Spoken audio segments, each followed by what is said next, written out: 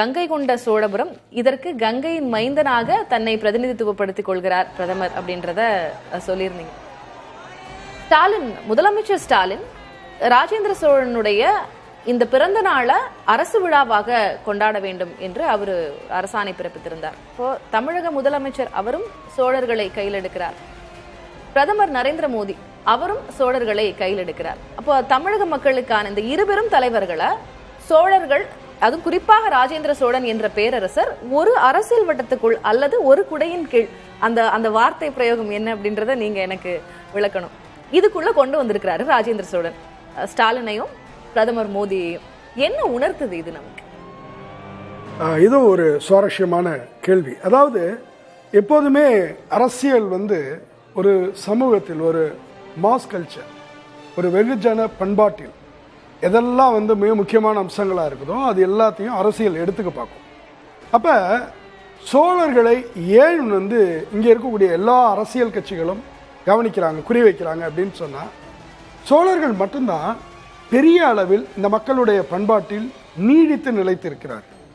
ஏன்னா ஒரு பேரரசு திடீர்னு 1279 காணாம போயிடுது. 1279க்கு அப்புறம் சோழர்கள் என்ன ஆனாங்க, எவ்வளோ பெரிய அழிவை சந்திச்சாங்க, அதுக்கு ஏதாவது கதை இருக்குதான்னு இந்த சமூகம் தேடிக்கிட்டே இருக்கு. என்னைக்காவது அங்கே ஒருத்தர் சோழருடைய பரம்பரையில் இருக்கிறாரு, இவர் ஒருத்தர் மிச்சம் இருக்கிறாரு, இப்படியான கதைகளை அது பேசிக்கிட்டே இருக்கு.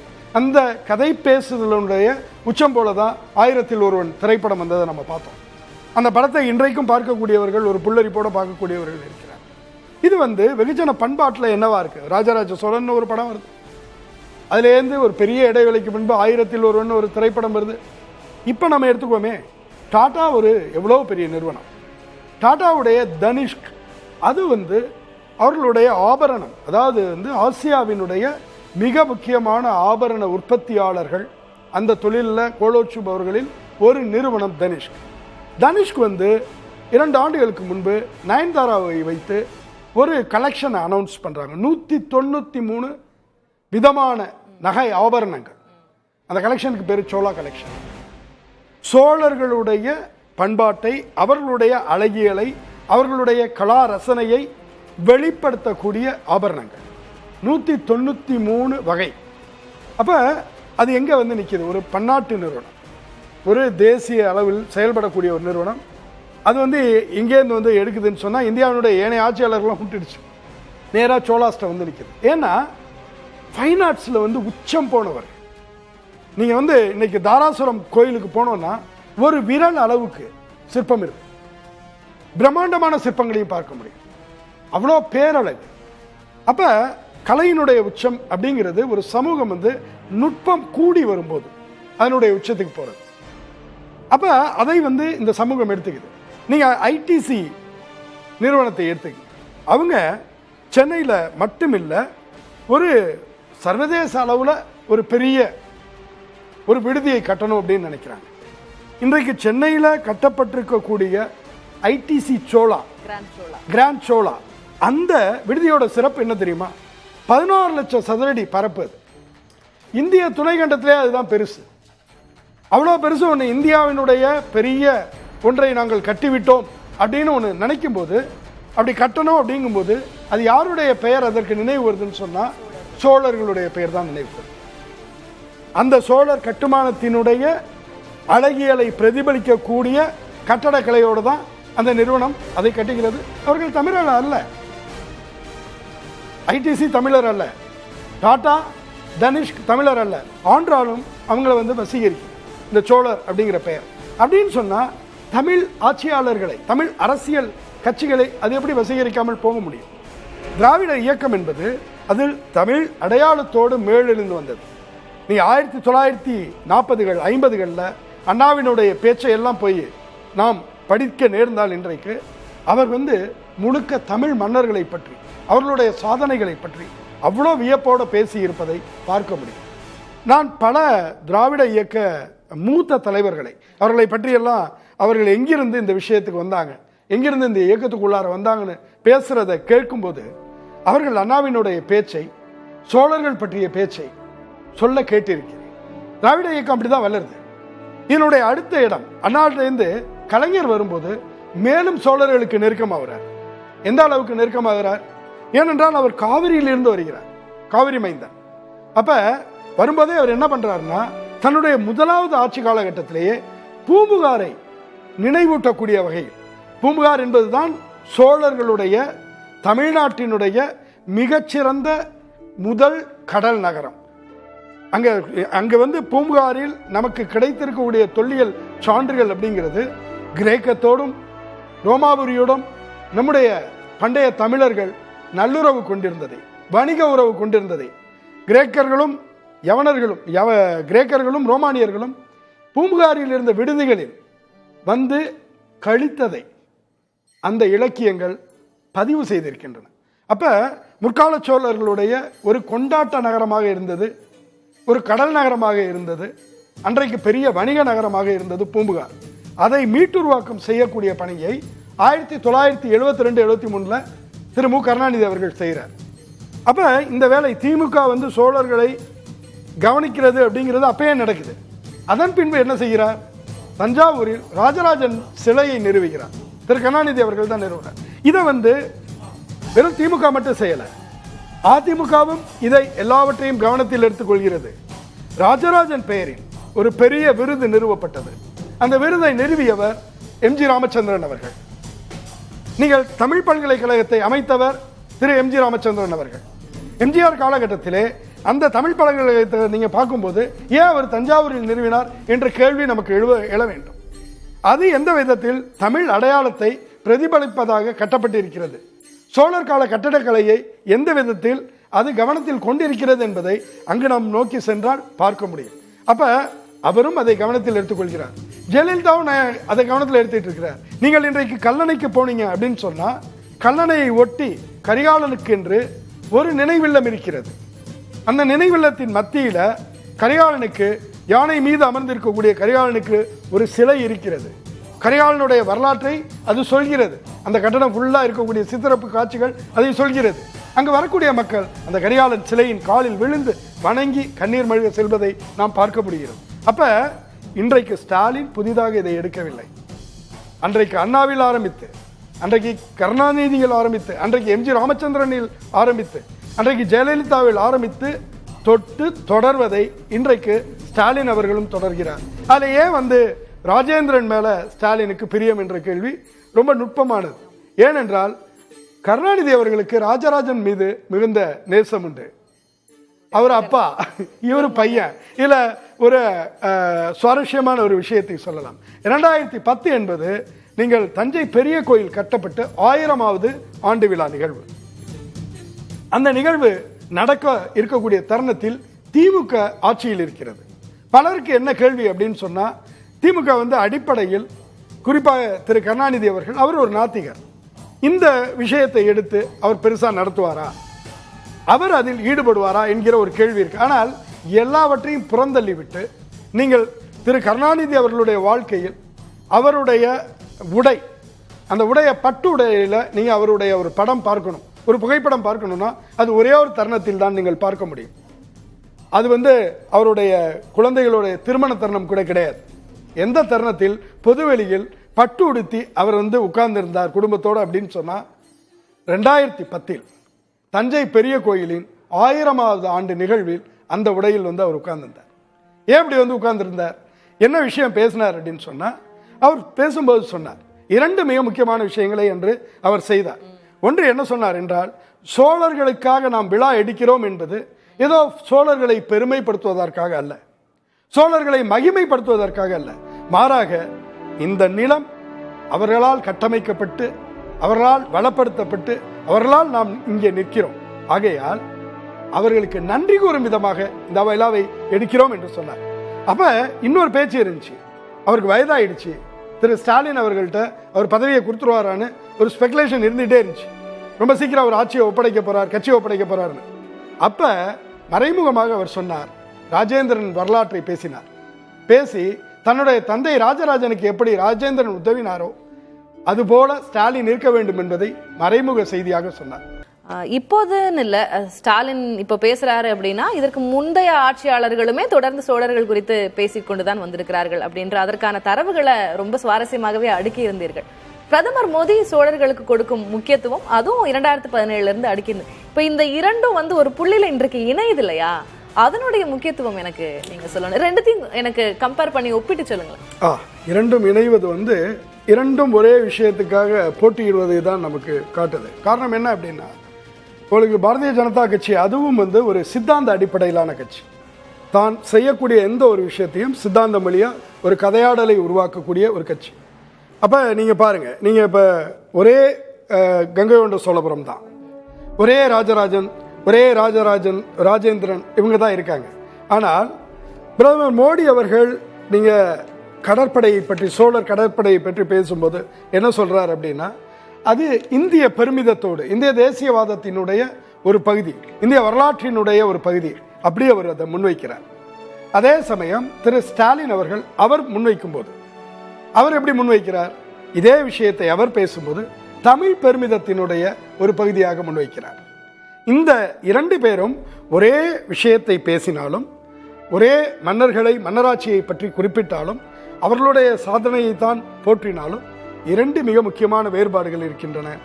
மோடி அவர்கள் ஒட்டுமொத்த இந்திய துணைக்கண்டத்தினுடைய ஒரு சாதனையின் பிரதிநிதிகளாக சோழர்களை முன்னிலைப்படுத்துகிறார். திரு ஸ்டாலின் அவர்கள் தமிழ் தேசியவாதத்தின் ஒரு பிரதிநிதியாக, அதனுடைய முன்னத்தியர்களில் ஒருவராக சோழர்களை முன்னிலைப்படுத்துகிறார். ரெண்டுமே வந்து கதையாடல்கள் கொண்ட கட்சி, ரெண்டுமே சித்தாந்தங்கள் கொண்ட கட்சி. அப்ப ரெண்டுமே தன்னளவில் அவர்களை வரித்து கொள்ள பார்க்கின்றன. நான் இப்ப திரு ஸ்டாலின் அவர்களுடைய ராஜேந்திரன் மீதான ஆர்வத்துக்கு என்ன காரணம்ங்கிற இடத்துக்கு வந்தார். நீங்கள் திரு கருணாநிதியை பொறுத்த வரைக்கும் அவர் எப்படி அப்படின்னு சொன்னா, எல்லாவற்றிலும் அவர் கட்டமைப்பை உருவாக்கக்கூடியவர்.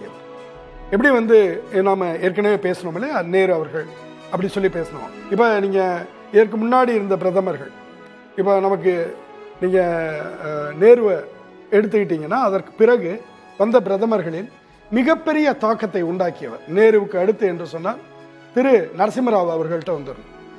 அங்கிருந்து நரசிம்மராவை ஒட்டி அதில் மன்மோகன் சிங்கும் இணைந்திருப்பார். அதற்கு பிறகு பெரிய பாய்ச்சல் திரு நரேந்திர மோடி அவர்களுடைய இந்த காலகட்டம். இந்த மூன்று ஆட்சி காலம், அதாவது ஒன்று நேரு, நரசிம்மராவ், அடுத்தது மூன்றாவதாக நரேந்திர மோடி. இந்த மூன்று ஆட்சி காலத்திலே ஆட்சியாளர்களை எடுத்துக்கொண்டால் அவர்கள் மேலே நமக்கு எவ்வளோ வேணால் விமர்சனங்கள் இருக்கலாம். அதனால் அவர்கள் பெரும் மாற்றங்களை இந்த இந்தியா, நவீன இந்தியாவினுடைய போக்கில் உருவாக்கி விட்டார்கள் என்பதுதான் உண்மை. அதுபோல தமிழகத்தினுடைய வரலாற்றை எடுத்துக்கொண்டால் அதில் மிக முக்கியமான மாற்றங்களை உண்டாக்கியவர் என்று திரு கருணாநிதி அவர்களை சொன்னார். அப்போ அவர் தன்னை வந்து ராஜராஜனோட அவர் தன்னை ஒப்புமை பண்ணிக்கிறார். ராஜராஜன் அவருக்கு ஒரு ஆதர்சமான ஒரு கதாநாயகனாக தெரிகிறார். அப்போ அவர் மறைமுகமாக என்ன பண்றாரு அப்படின்னா, தன்னுடைய மகனுக்கு ராஜராஜன் விழுமியங்களை கொண்டு சேர்க்க விரும்புகிறார். நீங்க தஞ்சையை பொறுத்த அளவில் அல்லது காவிரி மண்டலத்தை பொறுத்த அளவில் உங்களுக்கு வந்து ராஜேந்திரன் கதை என்பது நல்ல தந்தை மகனுக்கான இலக்கணமாக சொல்லப்படக்கூடியது.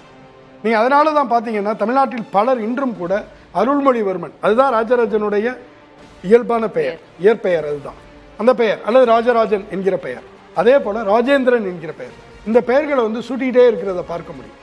அது எந்த அடிப்படையில்னா இந்த அடிப்படையில் தான். நீ ஒரு நல்ல தந்தையா இருக்கணும், நீ ஒரு நல்ல தனையனா இருக்கணும், நல்ல மகனா இருக்கணும், இந்த விஷயத்தை சொல்லாமல் சொல்வது தான். அப்ப அன்றைக்கு 2010 கலைஞர் அவர்கள் ஆட்சியை வந்து ஸ்டாலினுக்கு கொடுப்பாரா இல்லையா என்பன போன்ற கேள்விகள் எல்லாம் எழுந்த காலகட்டத்தில் ஒட்டுமொத்த பொது சமூகத்துக்கும் அவர் பதில் சொல்வது போல் சொல்லிவிட்டார். இந்த மண்ணில் நிற்கும்போது ராஜராஜனுக்கு எப்படியெல்லாம் ராஜேந்திரன் உறுதுணையாக இருந்தார். ஏன்னா கிட்டத்தட்ட 25 ஆண்டுகள் கிட்ட ராஜேந்திரன் ராஜராஜனுக்கு உற்ற துணையாக நின்று தளபதியா எல்லா போர்களையும் முன்னெடுக்கிறார். ரொம்ப வயசாகி தான் அவர் பட்டத்து அரசராக மாறுறார் என்கிற உதாரணங்களை இன்னைய தலைமுறை வந்து கவனிக்கணும்னு சொல்லி தன்னுடைய மகனுக்கு மறைமுகமான செய்தியை, தன்னுடைய கட்சியினருக்கு மறைமுகமான செய்தியை அன்றைக்கு சொன்னார். அப்ப திரு ஸ்டாலின் அவர்கள் எங்கோ தன்னை ராஜேந்திரனுடன் ஒப்புமைப்படுத்திக் கொள்வதற்கான வாய்ப்புகள் அதிகம். அதை தான் இன்றைக்கு அவர் இந்த விஷயத்தில் செலுத்தக்கூடிய கவனத்தில் கூடுதலாக நம்ம பார்க்குறோம். இது ஒன்று. இரண்டாவது விஷயம், திரு ஸ்டாலின் அவர்களுடைய ஆட்சியை நாம் எடுத்துக்கொண்டால் ஒரு 1970களில் தமிழ் சமூகத்தில் இந்த தமிழ் தேசியவாதத்துக்கு ஒரு அரசாங்கம் தொடர்ந்து கவனம் கொடுத்த ஒரு காலகட்டத்தை பார்த்தோம். 1969 அது ஆரம்பிக்குது. அண்ணாவினுடைய ஆட்சி காலத்தில் ஆரம்பித்து தொடர்ந்து 1976 வரைக்கும் தமிழ் அடையாளங்கள், தமிழ் வரலாற்றின் மேலே ரொம்ப ஒரு பெரிய ஒளியை வந்து தமிழக அரசு பாய்ச்சிய காலகட்டம் இது. அதற்கு பிறகு எடுத்துக்கொண்டால் 2021 முதலான இந்த காலகட்டம் தொல்லியல் துறைக்கு ஒரு பெரிய நிதி ஒதுக்கீடு, தமிழர் வரலாற்றுக்கு ஒரு பெரிய கவனம், தமிழர் பெருமிதத்தை பேசுவதற்கு ஒரு தொடர் கவனம் அளித்தல், இதையெல்லாம் வந்து தங்களுடைய ஆட்சியோட ஒரு பகுதியாக பெருமையை தங்களுக்கு உரித்தானதாக வரித்துக் கொள்வது என்கிற ஒரு வியூகத்தை திரு ஸ்டாலின் அவர்கள் கையாளுறார். அப்படி பார்க்கும்போது அது கீழடி போன்ற ஒரு இடமாக இருக்கட்டும் அல்லது கங்கை கொண்ட சோழபுரம் போன்ற ஒரு இடமாக இருக்கட்டும், எதுவாக இருந்தாலுமே அவர் அதை கையகப்படுத்த தான் பார்ப்பார். அப்போ இன்னைக்கு கங்கை கொண்ட சோழபுரம் என்பது நான் ஏற்கனவே குறிப்பிட்டது போல ஒட்டுமொத்த தமிழினத்தின் வரலாற்றில் கிட்டத்தட்ட ஒரு 2500 வருஷ வரலாற்றில் இந்த கங்கை கொண்ட சோழபுரம் தான் உச்சபட்ச அதிகாரத்தை கையாண்ட ஒரு நகரம், தலைநகரம். இன்னைக்கு சென்னை இருக்கு அப்படின்னு சொன்னால் அதனுடைய அதிகார பரப்பு எல்லை என்ன? இந்த பக்கம் திருவள்ளூரில் ஆரம்பித்து கன்னியாகுமரி வரைக்கும் இருக்கு, அவ்வளோதான் இதனுடைய அதிகார எல்லை. ஆனால் கங்கை கொண்ட சோழபுரம் என்பது தென்கிழக்கு ஆசியா வரைக்கும் தன்னுடைய அதிகாரத்தினுடைய எல்லையை நீட்டித்து வைத்திருந்த ஒரு நகரம். கிட்டத்தட்ட 250 ஆண்டுகள் சோழர்களுடைய தலைநகரமாக அது நீடித்தது.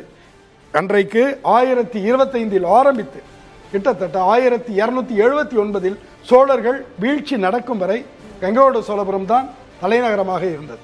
அப்ப தமிழர் வரலாற்றிலேயே உச்சபட்ச அதிகாரத்தை, உச்சபட்ச செல்வாக்கை அப்படி செலுத்தின ஒரு நகரம் கங்கை கொண்ட சோழபுரம். அது ஒரு அதிகாரத்தினுடைய குறியீடு மட்டுமல்ல, தமிழர்கள் நினைத்தால் எந்த எல்லைக்கும் செல்லலாம், தமிழர்கள் நினைத்தால் எந்த எல்லையிலும் தமிழ் கொடியை பறக்க விடலாம் என்பதை வரலாற்று ரீதியாக பிரகடனப்படுத்தக்கூடிய ஒரு நகரம்.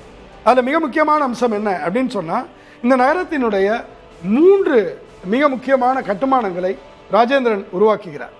அந்த 3மே என்ன சொல்லுது அப்படின்னு சொன்னால், ராஜேந்திரன் வடக்கை வென்றவர், ராஜேந்திரன் கங்கை வரை சென்று தன்னுடைய ஆளுமையை நிரூபித்தவர்.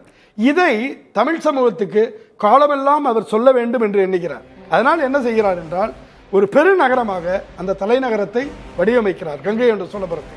அதற்கு பெயர் சூட்டுகிறார். என்ன பெயர் என்றால் கங்கை கொண்ட சோழபுரம், கங்கையை வென்ற சோழபுரம். அது ஒன்று. அங்கே ஒரு கோயிலை கட்டுகிறார், ஒரு அற்புதமான கோயில். இன்றைக்கும் உலகத்தில் பல கலைச்செல்வங்கள், மதிக்கத்தக்க கலைச்செல்வங்களில் ஒன்றாக சர்வதேச வரலாற்று ஆய்வாளர்களாலும் கலை விமர்சகர்களாலும் பார்க்கப்படக்கூடிய ஒரு கலை பொக்கிஷம் அந்த கோயில். அந்த கோயிலுக்கு அவர் சூட்டக்கூடிய பெயர் என்ன, அங்கே இருக்கக்கூடிய தெய்வத்துக்கு சூட்டக்கூடிய பெயர் என்னவென்றால் கங்கை கொண்ட சோழீஸ்வரர். இதில் தான் வந்து ராஜராஜனுக்கு அவர் எந்த அளவுக்கு கட்டுப்பட்ட பிள்ளை அப்படிங்கிறத பார்க்கணும். அப்பா ஒரு கோயிலுக்கு பேர் சூட்டும் போது ராஜராஜீஸ்வரம் என்று பெயர் சூட்டுகிறார், பையன் ராஜராஜேந்திரம் அப்படின்னு சொல்லல. அவர் அதுக்கு பதிலாக கங்கை கொண்ட சோழீஸ்வரம் என்று சோழ அரசின் பேர்ல அதை வைக்கிறார். இன்றைக்கு முக்கியமான ஒரு அப்ஜெக்டிவ் இருந்தது பிரதமருக்கு. அதுல ஏறத்தாழ 50 விழுக்காடு நிறைவேறி இருக்கிறது. அவர் சோழீஸ்வரரை வழிபாடு செய்திருக்கிறார். நீங்க அது தொடர்பான வரலாற்று தரவுகளோடு பேசிக் கொண்டிருந்தீர்கள்.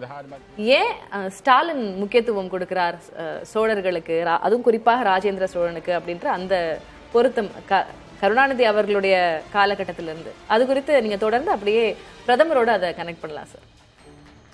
பிரதமரை பொறுத்த வரைக்கும் அவருக்கு வந்து கங்கையோட ஒரு ரொம்ப நெருக்கமான ஒரு சென்டிமெண்ட் இருக்கிறதா பார்க்க முடியுது. அது வந்து இந்திய வரலாற்றை பொறுத்த வரைக்கும் இந்தியாவினுடைய, அதாவது வட இந்தியாவினுடைய மிகப்பெரிய அரசியல் எல்லாமே கங்கை சமவெளியிலேருந்து தான் உங்களுக்கு உருவாகுது. அப்போ இந்தியாவை புரிந்து கொள்ள, இந்தியாவினுடைய மையப்பகுதி, இந்தியாவினுடைய இதய பகுதி என்று சொல்லக்கூடிய இந்தியாவின் மெயின்லேண்ட், இந்தி பிராந்தியத்தை நாம் புரிந்து கொள்ள வேண்டும் என்றால் கங்கையை புரிந்து கொள்ள வேண்டும், கங்கையினுடைய பண்பாட்டை புரிந்து கொள்ள வேண்டும், கங்கையினுடைய வரலாற்றை புரிந்து கொள்ள வேண்டும். அதற்கு நீங்கள் கங்கையை வந்து கையில் எடுக்க வேண்டும். அப்படிதான் வந்து அதை வெற்றிகரமாக திரு நரேந்திர மோடி அவர்கள் 2014 செய்தார். அதனால தான் குஜராத்தில் வந்து அவர் வந்து தொகுதிக்கு போகாமலே ஜெயிக்க முடியும்.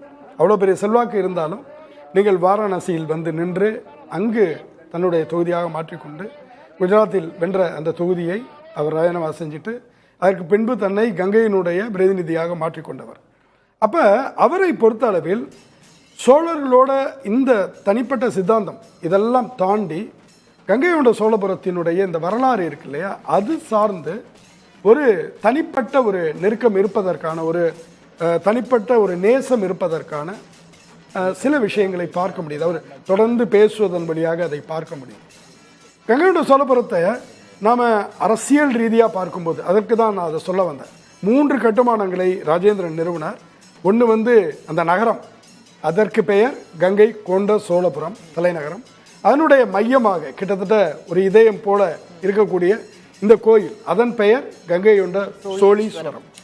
இதற்கு மேல் 3வதாக சோழகங்கம் அந்த ஏரி. அது வந்து இன்னைக்கே போய் நம்ம ஹெலிகாப்டர்லேருந்து பார்த்தோன்னு சொன்னால் அது ஆச்சரியம் அளிக்கக்கூடிய ஒரு விஷயமா இருக்கும். காரணம் என்ன அப்படின்னு சொன்னால், இன்றைக்கு அது கடுமையான ஆக்கிரமிப்புக்கு உள்ளாயிடுச்சு. அப்படி ஆக்கிரமிப்புக்குள்ளாகி இருக்கக்கூடிய காலகட்டத்திலேயே அதனுடைய பரப்பு 5 கிலோமீட்டருக்கு நீண்டிருக்கு. 4 ஊராட்சிகளுக்கு அதனுடைய கரைகள் நீண்டிருக்கிறத பார்க்க முடியுது. அப்படின்னா அன்றைக்கு அது பேரேரி என்று சொல்லப்பட்டது.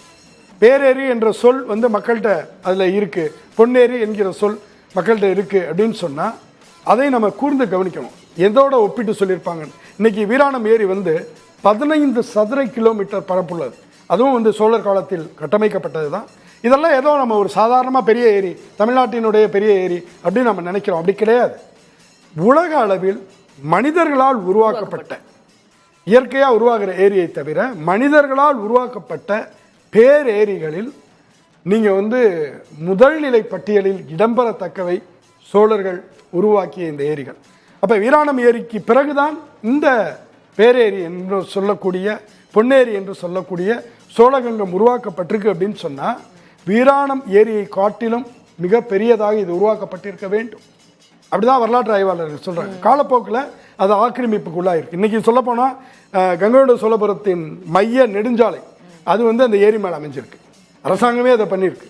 ஏன்னா இந்த பக்கம் பாதி, இந்த பக்கம் பாதியாக வந்து ஏரி வந்து துண்டாக இருக்கிறத நம்ம பார்க்க முடியும். அப்படி சொல்லும்போது, ஆனால் இவ்வளவுக்கு அப்பாற்பட்டும் 5 கிலோமீட்டருக்கு அது விரிஞ்சிருக்குன்னு சொன்னால், ராஜேந்திரன் அவர்கள் காலகட்டத்தில் அது எவ்வளவு பெரிய கட்டுமானமாக கட்டப்பட்டிருக்கு. அப்போ அதை நம்ம பார்க்கணும். அப்போ அவர் என்ன நினச்சி இதை கட்டியிருக்கிறார் அப்படின்னா, இந்த சாதனை, தான் கங்கையை வென்ற சாதனை, தமிழர்களுடைய மாட்சிமை, எங்களுக்குன்னு இருக்கக்கூடிய செல்வாக்கு, எங்களால் முடிஞ்சா எங்கே வேணால் செல்ல முடியும் அப்படிங்கிற செய்தி இருக்குல்ல, அந்த வரலாற்று சான்றை முதல்ல ஒரு நகரத்துக்கு சுட்டுறார். அது காலத்துக்கு நிற்கும்னு நினைக்கிறார். அது ஆனால் அழிக்கப்படலாம். காலப்போக்கில் வந்து அடுத்தடுத்த ஆட்சியாளர்களால் அழிக்கப்படலாம். அப்படி அழிக்கப்பட்டாலும் ஒரு கோயில் வடிவத்தில் அதை நிலைநாட்டுவோம். கடவுள் திருமேனி அளவில் அதை நிலைநாட்டுவோம். ஒருவேளை அதுவும் அழிக்கப்படலாம். அப்படி அழிக்கப்பட்டால் கூட மக்களுடைய அன்றாட பயன்பாட்டில் இருக்கக்கூடிய ஒரு நீராதாரத்தை, அந்த நீர்நிலையை யாராலும் அழிக்க முடியாது. அது காலத்துக்கும் நிற்கும். அப்ப அதற்கு பெயரும் சோழகங்கம் என்று பெயரிட்டு கங்கையிலிருந்து தண்ணீர் கொண்டு வந்து அதை கொண்டு வந்து அந்த சோழகங்கத்தை நிறைக்கிறார். அப்ப அதை எப்படி வரலாற்று ஆய்வாளர்கள் சொல்லுகிறார்கள் என்றால், அது வந்து ஒரு ஜலஸ்தம்பம், அதாவது தன்னுடைய வெற்றியை நிலைநாட்டக்கூடிய ஒரு தூண். வெற்றி தூண், ஜலஸ்தம்பம், தண்ணீரால் நிறுவப்பட்ட ஒரு தூண் அப்படி சொல்றாங்க வரலாற்று ஆய்வாளர்கள் சொல்லும்போது. அப்ப அது வைத்திருக்கக்கூடிய அந்த செய்தி என்றால் என்னவென்றால், கங்கையை கொண்ட சரித்திரம். அது இன்னைக்கு தமிழர்களுக்கு ரொம்ப பிடித்தமான சரித்திரம் எல்லா காலகட்டத்திலையும். இப்ப இவர் கங்கையிலேருந்து வரும்போது கங்கையை வென்ற சரித்திரம் இல்லை, கங்கையோட நேச ஒரு சரித்திரத்தை உருவாக்குவதன் மூலம், அப்படியான ஒரு பிணைப்பை உருவாக்குவதன் மூலம், அதை ஏற்கனவே அவர் தமிழ்நாட்டில் வேற ஒரு ரூபத்தில் செய்து கொண்டிருக்கிறார். ராமேஸ்வரத்துக்கும் கங்கைக்கும் இடையிலான ஒரு பிணைப்பை ஏற்கனவே வந்து மோடி அரசாங்கம் செய்து கொண்டே இருக்கிறது. காசி சங்கமம் என்ற பெயரில் நடத்தப்படக்கூடிய ஒரு நிகழ்ச்சி என்பது பண்பாட்டு ரீதியில் எடுக்கப்படக்கூடிய, பாரதிய ஜனதா ஆட்சிக்கு வந்ததற்கு பிறகு எடுக்கப்படக்கூடிய மிக முக்கியமான முன்னெடுப்புகளில் ஒன்று. அதுபோன்ற பல விஷயங்களை அவங்க செஞ்சுக்கிட்டே இருக்காங்க. அது எல்லாவற்றையும் தொகுத்து பார்க்கக்கூடிய அளவுக்கு சமகால அரசியல் ஆய்வாளர்கள் அல்லது ஊடகர்கள் அதில் பெரிய கவனம் செலுத்தலை. நீங்கள் மோடியினுடைய ஆட்சி காலகட்டத்தில் இங்கே ராமேஸ்வரத்திலிருந்து எத்தனை ரயில்கள் வட இந்திய நகரங்களை நோக்கி செல்கின்றன, குறிப்பாக வட இந்திய வழிபாட்டு நகரங்களை நோக்கி செல்கின்றன, எந்தெந்த நகரங்களை எதோடு இணைத்திருக்கிறார்கள் என்றெல்லாம் பார்க்கும்போது இந்த கங்கை தமிழக இணைப்புங்கிறது கூடுதல் முக்கியத்துவம் பெறக்கூடியதை நாம் கவனிக்க முடியும். அதனுடைய ஒரு உச்சம் போல தான் இந்த நிகழ்ச்சியை நாம் பார்க்கலாம் அப்படின்னு நான் நினைக்கிறேன்.